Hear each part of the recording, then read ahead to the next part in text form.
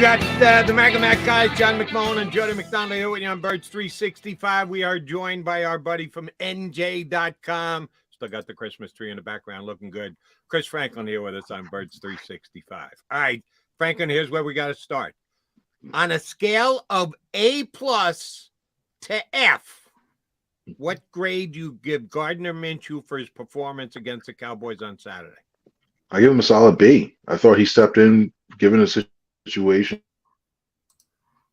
and the way that his decision making. I think he got a B. It probably would have been, I'll go B- because probably even some of their interceptions. One of them, I think he could put the ball. That first one, I thought he could put the ball in a better spot to give Watkins a chance to make the catch. But I think overall, when you look at the way he played, he played good, and I think that's the B range for him.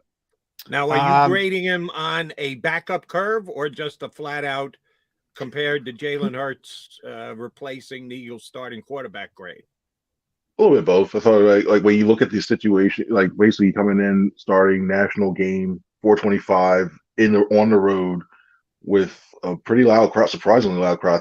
I thought it'd be more Eagles fans there. There was still a good bunch. I thought it'd be a little bit more as well too. But I thought given how loud the situation doing that, and then also when you look at the way this offense changed, basically tailored to him instead of like the team running a lot of the designed run stuff and going on the fly there. I thought he did for what he did. I think he did a good job. All right. All I wanted for Christmas, Chris Franklin, was the Chris Franklin culpability meter. So we've been talking about these interceptions and Gardner versus Quez. So it could be 50-50. I want a Chris Franklin culpability scale. Is it more on Gardner, a couple poor throws, they weren't great throws, or was it more on Quez not at least fighting for the football and turning interceptions into, you don't got to catch the ball, turn it into an incompletion? Where's your culpability meter? I probably put it 60-40 on Quez, because what I think, especially on a timing route like that, you have to know that the ball's going to be coming toward the area and the ball's going to be released. You have to know that you're going to be the option on that play. At the same time, if it's going to be a timing route, you have to make sure you put that ball in a spot on time and accurately in a position where your receiver was able to catch within that catching radius and then win a look around. For any receiver, I know, even if it's a clear out route, especially with this offense, you can't take for granted like, the ball's not coming to me, because we've seen many a times this year, no matter who the quarterback was, that the ball there's a chance it's going to come at any time. Even if it's a clear out route, you're just going down the field and all of a sudden you find yourself wide open. Quarterback's going to try to find you. So I think the way that I think I slightly say Quez was more at fault when it comes to when it came to that stuff, because you always have to look back at the ball and fight for it if you see it coming that way. But I thought that ball could have been in a spot where it could have been better for him to make a catch too. Here's where I think it's at least 50-50. The quarterback decided to put that ball in that window. Quez is going to go out. He's going to run his route. Hopefully he's believing the ball's coming to him on every single play. You got to know it's not, but you have to react, and you have to be in the mindset. The ball is coming to me, but the quarterback's the one who determines where to throw it. And he decided to throw it to Quez. He's not pumping 250 in the weight room. Watkins over the middle into traffic. That's on the quarterback. See, and also you mentioned something there too, and I've seen a couple of times. I just want to see it more consistency, and that's with all the receivers a little bit sometimes too. It's like I know you go through the progressions on a play. They have the progressions, even in the playbook, says 1, 2, 3, 4, what have you, stuff like that. But it makes the offense more tough to defend when you give yourself a look every time, like you're going to get the ball, and you even look back, because you got to keep all the secondary honest, because they're reading off the guys. They're reading off the secondary guys themselves. So if the guy's looking and all of a sudden they raise their hands up and looking back, and thinking, "Oh, I got the ball." Well, if you're not getting the ball and you're clearing out, and you look back, you basically can freeze a guy to maybe have an extra half-yard separation. So I think it's more of a consistency thing throughout that whole entire receiving corps. All right, Chris, it's a happy Tuesday. It's not going to be happy for our boy JG. 3rd and 30. 4th and 26 is famous in this town. Now 3rd and 30 will be infamous. You saw the zone numbers. Now Nick went into the weeds talking about cover 3, cover 2, cover 6, blah, blah, blah. Dak, according to Next Gen Stats, was 24 of 24 when the Eagles were playing zone defense. And there is a lot of context to that, but those numbers aren't good. What to me, and I talk to Jody all the time about this. So many teams play the Fangio style defense now in the NFL, and you see it all over the league. When you have miscommunication in the back end, it's blown coverage after blown coverage after blown coverage. So where's that demarcation line? When if things are so complicated that you're having miscommunications, should you make them less complicated? Yeah, I think that goes to the defensive coordinator in that I think it goes on again, and because when you look at the way, especially with how young after Devonta Max left, that was a very, very inexperienced secondary in the back end as well too. Because you have Marcus Epps, even though he's played a little bit as well too, he's a solid guy. He's becomes your veteran at back end. Then you have Josiah Scott, Reed Blankenship back there, and it gets to a point where that was I in theory, I like that play design where you have the slot guy going back to you as your other safety, but when you have guys like Josiah Scott and Reed Blankenship, who granted still are like, to me, I still look at them as like they haven't had a full 16 games as a starter, so they're either like it's in effect was almost like rookies in a way. But even though they're not, well, Reed Blankenship is, Scott's not. I look at that, it's like, okay, maybe you got to roll a different way, and even if it means you have to go switch up to a straight man, not that matchup zone, or that, just give them a different look to throw You don't things want to play around. straight man on 3rd and 30. I mean, if that's ever the time for Jim Schwartz to bring back the sticks, no picket four, no exactly right. Oh, no. The only reason I say that because you got to give them something they're not expecting. I think when you look at a cover 4, they're just going to probably. I know you can try to dump it off, try to get off the field that way too, but I think they were probably going to expect. I think they were expecting probably to see like a cover 4 as well too. That's why I think we saw the route that we did as well too. So you got to throw something that they're not expecting. I'm not saying throw a zone blitz where you have like Javon Hargrave or Brandon Graham going back into the back zone trying to throw them off that way, but you got to do that. Bring some extra pressure. I know it's not his MO, but you bring some extra, do something to slow it up. But I think when it comes to that back end secondary, that complex of a scheme or something like that with those like a Rose neophytes where they're back there is kind of rough. All right, on that particular play, 3rd and 30, it's Josiah Scott and Darius Slay in coverage. Those are 2 cornerbacks. Where are the safeties? How do you have a guy get 30 yards downfield and a safety can't even get into the picture that they're showing you on TV? How is that a well-designed defense on that play? I think it's a lot of it's the wrong key. You started looking down a little bit more into toward the box. You got his eye on the wrong guy, and that's where it kind of comes that way too. Because then he also the other one was Scott was supposed to go back, and it was supposed to basically cover 2. So Scott, that was on 1. Scott was supposed to be I thought it was cover 3, Chris. I thought Scott was supposed. Now, when I watched it, because I wasn't in Dallas, you were, so you had a better view. When I watched it on TV, I'm like, what the hell is Slay doing? It looked like he just let him get. But then, as I saw the all 22, it looked like Scott was supposed to race back sort of that mirrored safety position in a cover 3 look, and he was supposed to be the deep guy, and he just blew it. Miscommunication, as I said. But yeah, I don't know. You said cover 4. I don't know. I don't know what they were running, but it looked like to me that Scott was supposed to be the deep guy. That Scott definitely was supposed to be the guy. Yeah, they were going to run the slot guy back to cover the deep half of that on that play. And then the problem was, it's like he hesitated, just that little thing. He's like, oh wait, I'm so like he was like, oh, I'm going to cover. Oh wait, I'm supposed to go back and cover that deep half.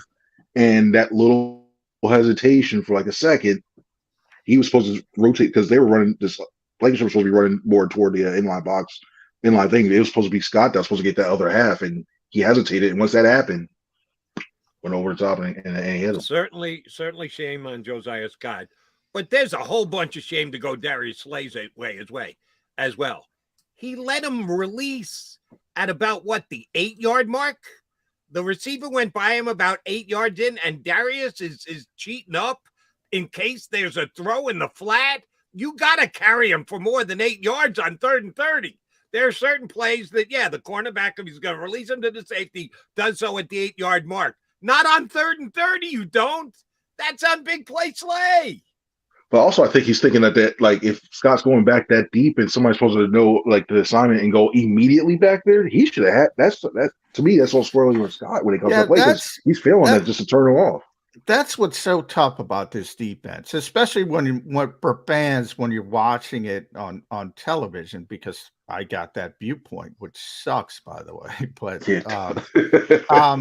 because it looks and so many defenses around the NFL play this style of defense, and when you see these blown coverages, everybody goes to the last guy chasing the receiver. Oh, it's his fault, and it's 9 times out of 10 it isn't his fault. Somebody else blew the coverage, and he's trying to make up for it and chase the receiver down. It doesn't just happen in Philadelphia. It happens all over the NFL. The Eagles happen to be the best at it. And you see these miscommunications all the time. Drives me nuts, Chris. That's my biggest problem with this defense. To me, the matchup zone aspect of it is because you have to have everybody. I know it sounds like we're talking about John Chaney and basketball, but with this matchup zone, it's really a lot of communication. Make sure you're in that one because it gives you a man look. It gives you a man look. It makes you You know what? If you want to play cover 2, go play cover 2. Make it simple, especially with younger players. And you brought up Josiah Scott, Reed Blankenship. You can't ask these guys to be Bradbury and Slay and have all this great communication and savviness. That's my biggest problem with Jonathan Gannon. The expectation that Josiah Scott and Reed Blankenship are going to communicate like Chauncey Gardner-Johnson and Avonte Maddox.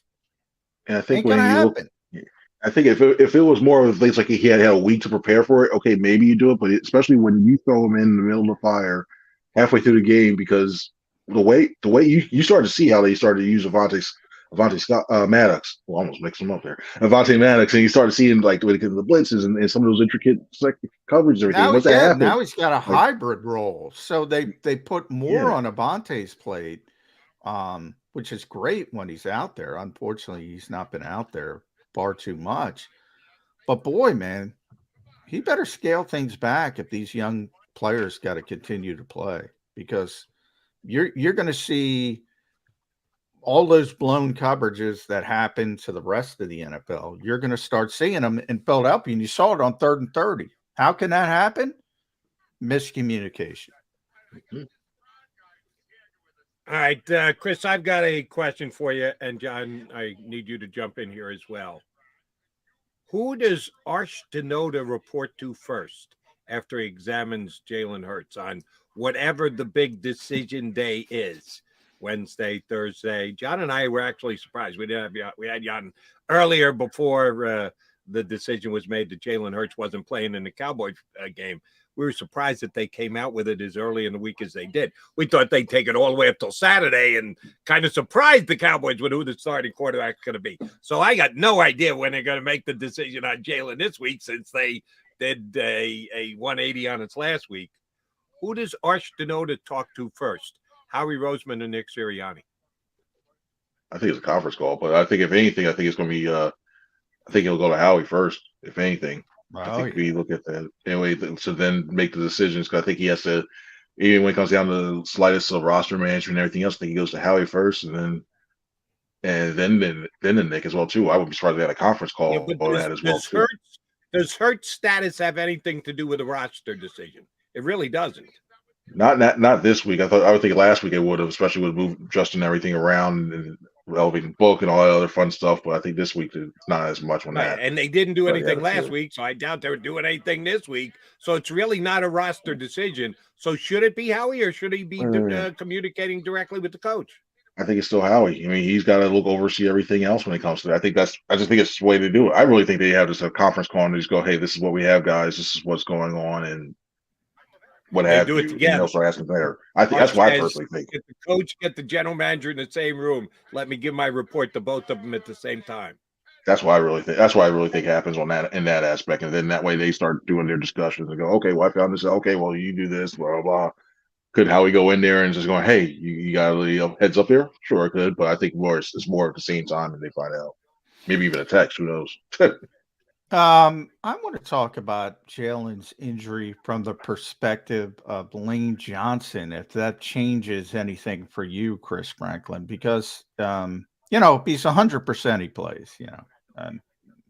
If there's some gray area, how much does not having Lane Johnson affect your decision? Because what are we at now? 900 and whatever snaps have not given up a sack. NFL record, at least since they've been charting these things. Jack Driscoll's a good backup. Jordan Mailata can play right tackle if you want to go that route. You can put Andre Dillard at left tackle, but whatever you do, it's not Lane Johnson. It's not Lane Johnson. So if there's some debate, if there's some gray area, maybe it's 70-30 Jalen Hurts playing versus not playing. Do you just say, you know what, Lane's not out there, I'm not going to put my quarterback at risk? If it was somebody who didn't have as many snaps as Driscoll, then I'd probably say send him out if Jalen was 100%. But if it was more like, say, if they move Dillard, I feel more comfortable if they kept Mailata on the backside because I think he's doing what he's doing, and Driscoll's played right tackle enough that I think it's okay. Now, if it was something like where you had like Sewell had and Driscoll in there, and basically had like 3/5 of your starting offensive line in there, I'm saying, all right, no, hold them out. With one thing, I think they can still manage their own with having Driscoll playing on that right tackle side. I think I think he's a better right tackle of all three positions he's played. I think he's best as at right tackle. So I feel a little bit more comfortable with him. I'm not dropping back 40, 50 times with that because I don't want to. Basically, you don't want to expose them to that aspect a little bit more. But I think I'm not as worried as it. I still think he could do some of those elaborate like full blocks and stunts and blocks and everything else like that with Driscoll. Was it going to be as effective as much as it was with Lane Johnson? No, because Lane Johnson is just playing out of his mind right now. I mean, you know, mention sacks. He only gave up one hit so far this year, and that was back in week 7. Like the guy was playing out of his mind. So I think if it's Driscoll, if they do start doing mixing things up, like say, okay, Andre Dillard, I know he played well at the left tackle spot, and then they switch over Mailata to the right tackle. I'm like, I'm hesitant. But if you just plug and play Driscoll, I'm all right with it. Chris, was Dallas Goedert underused Saturday against the Cowboys? I think so. I really think so, because I think when you look at the way the Cowboys are playing, you look at the way that the chemistry that he's built over time with Gardner Minshew, apparently, even in those short amount of time, they seemed to have something that was going there in himself. I know you had stuff clicking here and there when it came to the outside of Devonta Smith and AJ Brown, but I feel like in the middle over there, you could have really started to make him think a little bit more. And you saw what happened when he targeted him. He was able to make Goddard made some really good catches. So I thought it could have been a few more targets thrown his way, and it would have been all right. But yeah, he was a little underused, I think. Do you think that had something to do with the absence, the fact that he was down 5 games, missed 5 games, and that they wanted to sort of ease him into things rather than just throw him into the deep end of the pool, so to speak? I think with a guy like Goddard, if he's 100%, especially in a game like that, you gotta throw. You can't hold him back, and they shouldn't have held him back. I think, especially when you look at the way what he brings to that offense, it adds it to a whole nother dimension in the middle of the field. So, even though it may have been, if that was the case, I don't agree with it personally. If that was the case, but I think he's healthy enough and he's out there in the field, you can't hold him back. You gotta let this whole offense flow as it may, especially with given that you need every weapon to help your backup quarterback as much as you could. Other than the 4 offensive linemen and Gardner Minshew, Dallas Goedert played the most snaps. So if they're bringing him along slowly, not via snap count, because he was out there for 94% of the offensive snaps. So I question whether the quarterback got him the ball as much as they could have, more so than the scheme to protect him and bring him along slowly. All right, New Orleans on Sunday. Should Gardner Minshew just be able to go out and beat them because they're the Saints? I think so. I mean, it's not going to be as easy. It's not as easy as it sounds. Because that Saints defense, the strength of that team is definitely the defense by far. Because I'm sorry, Andy Dalton doesn't care personally about that, but I think that the strength of that defense, that defense is just sure strength of that one too. So I think overall, and we keep hearing this complimentary football. I think the Eagles defense can stifle, and I would be surprised if they took away a couple more chances on fourth down, because I think this defense. I know it's hard saying this off of that Cowboys game, watching that go around, but I think there's a big difference between Andy Dalton and Dak Prescott. But I think this is one of those games where overall maybe we see a couple more fourth down tries, because you can handle that Saints offense, and then I think that he can do enough to go as his defense. It's not going to be. I don't think it's going to be a blowout, but I don't think it's going to be one of those games where you're sitting around being a nail biter like we saw last week. John, let me jump in here for a second. Does Dak Prescott call his ex-teammate, ex-quarterback room buddy, Andy Dalton, and give him any tips on how to beat the Eagles this week? No, it'll be one. Probably just right in the section. Good luck, man. Say that one of those things doing that. That's No, it. that's Just about the good luck, man. No breakdown. Yeah, You can suck Slay up on it. 3rd and 30 type play. Really? He's not Who going to knows? go Maybe there. I would be surprised if for Dak, and he's just on the group text on Happy New Year click, and then that was something like that. A little Happy New Year's ball. Yeah, what's he gonna say? Play crappy situational football at the end and just assume you're going to come out with the win. Yeah, I don't. And hope the defense gets four. And your defense better get four turnovers to even have a shot. They probably need 6 for the safety. 6. One thing about Andy Dalton, you don't have to worry about, is he's not going to make a lot of mistakes from a mental standpoint. The problem is you got a Matt Ryan situation developing. I mean, he knows what to do. Just probably can't do it any longer would be my issue with the Saints in that. But, I do love Chris Olave. Oh, he's good. Olave didn't play this past week. Do we know whether he's going to be able to play against the Eagles? I don't know, but hopefully, it would have helped if it seems like the weather's going to get a little bit warmer. That would have helped as well if it were a cold day against New Orleans. Yeah, there's players. I mean, Honey Badger's there. He's having a great year. Marshawn Lattimore's not having his best year. He's been hurt. I don't know if he's back or what's going on with him.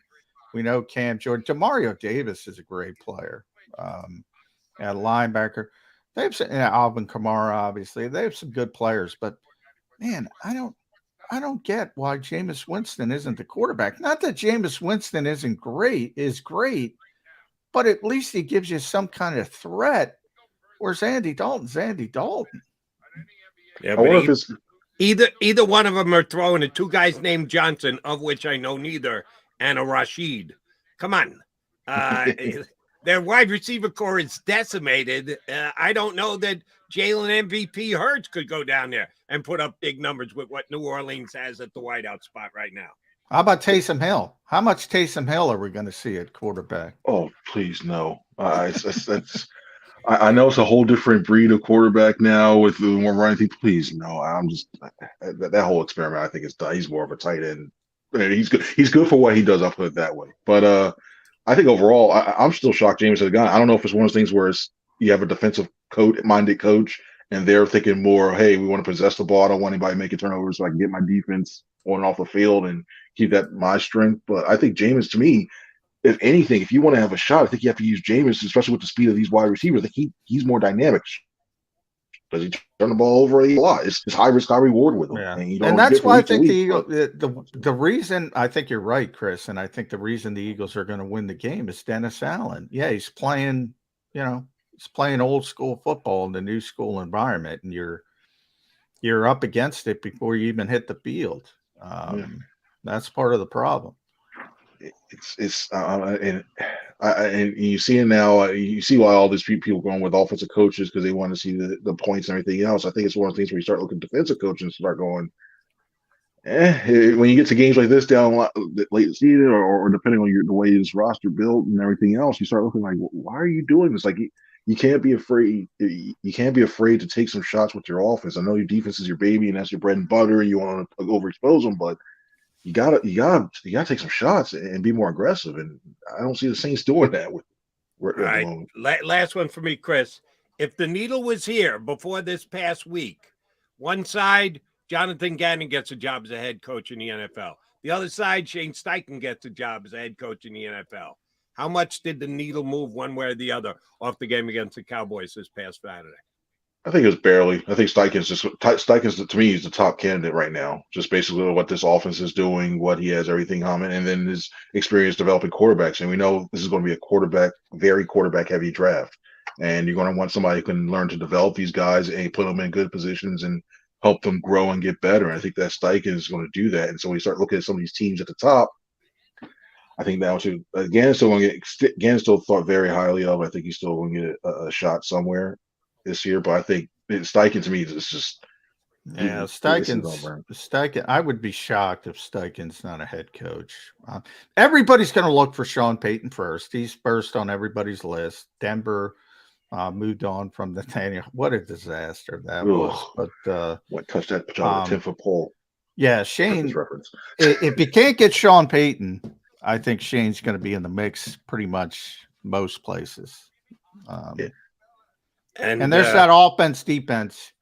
Defensive guys have a tougher road. For a discussion for another day, Chris. Heavy quarterback draft shouldn't be. Feel free to watch Will Levis in his bowl game this week.